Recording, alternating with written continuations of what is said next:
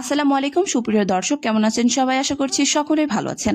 আজকের ভিডিওতে আমরা সার্বিয়ার 10টি পয়েন্ট নিয়ে কথা বলবো, যে 10টি পয়েন্ট আপনাদের লাভের দিক। বর্তমান সময়ে আপনি যদি সার্বিয়াতে যেতে চান, সার্বিয়াতে যেতে গেলে আপনারা বুঝতেই পারছেন বিভিন্ন ধাপ, বিভিন্ন বিষয় কিন্তু আপনাদের প্রেরণ লাগবে, জানা লাগবে। তবে সার্বিয়ার দিক আমাদের বেশ কিছু লাভের দিক আছে, বেশ কিছু ভালো দিক আছে আমাদের জন্য। আমাদের বাংলাদেশি ওয়ার্কারদের জন্য কোন কোন দিক, সেই দিকগুলো, সেই বিষয়গুলো নিয়ে আজকে আমরা কথা বলবো। বর্তমান সময়টিতে এই সার্বিয়া দেশটি আপনাদের জন্য কেমন হবে, এই দেশটির সার্বিক বিষয় আপনাদের সাথে আজকে আমরা আপনাদের সামনে আমরা আজকে তুলে ধরার চেষ্টা করব। অবশ্যই ভিডিওটি আপনারা না টেনে শেষ পর্যন্ত দেখবেন। বেশ কিছু গুরুত্বপূর্ণ তথ্য, বেশ কিছু গুরুত্বপূর্ণ আপডেট আজকের এই ভিডিও থেকে আপনারা পেয়ে যাবেন।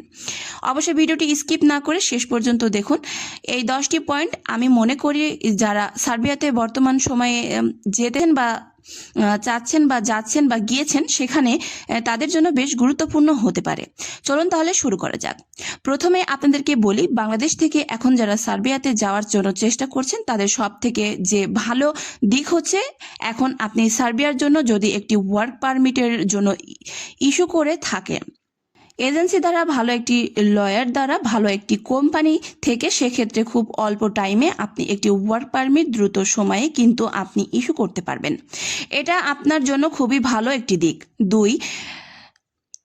দুই, যেটা বর্তমান সময়ে আপনার যখন আপনার পারমিটটা মূলত অনলাইন করছে, অনলাইন অ্যাপ্রুভালটা কিন্তু খুব দ্রুত সময় হচ্ছে এবং এর প্রসেসিং সময়কাল কিন্তু খুবই কম, আগের তুলনায় অনেক কমে আসছে। কিন্তু এখন একটা জিনিস মানে দেখা যাচ্ছে, সেটা হচ্ছে ডিসেম্বর ক্রিসমাস টাইম, যে সেই কারণে কিন্তু এখন আপনার এই মাস্টার হিসাব নিকাশটা কিন্তু আপনার একটু বাদই রাখতে হবে। কিন্তু এই সময়ে একটা কর্মীর চাহিদা, আসলে এই সময়ে একটা কর্মীর চাহিদা, এই সময়টাতে কিন্তু আপনাদের ভিসাগুলো হয়ে যাবে। নাম্বার 3 যেটা আপনাদের জন্য, সেটা হচ্ছে ভিসা প্রসেসিং। আপনার সব কিছু কমপ্লিট করে দেখা যাচ্ছে।